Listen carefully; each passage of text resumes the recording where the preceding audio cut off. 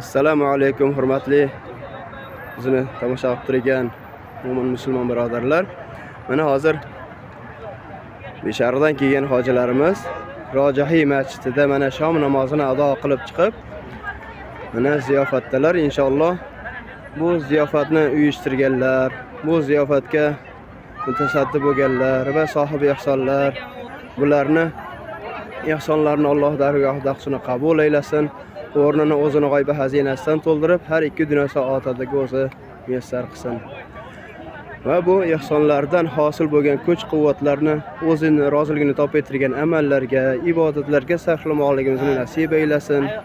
Allohning roziligiga erishtirgan amallarda bardavom qilib, barchalarimizni mana bu umra amallarimizni go'zal holatda, mukammal holatda bajarib olishligimizda Alloh o'zi kuch-quvvat, muhabbat, ixlos ato aylasin. Barakalloh, barakalloh. Alloh o'zini g'oyba xazinasidan to'ldirsin. Mana Rojahiy hazratlarini nomlaridan mana ihsonlar qilinyapti inshaalloh. Mana shuncha hojilarimizga mana ihsonlar tarqatiladi mana inshaalloh. Alloh bizlarga ham mana shunday boylik, badavlatlik ato qilsinki, saxovat bilan, ixlos bilan ihson qiluvchilardan bo'lishligimizni nasib aylasin.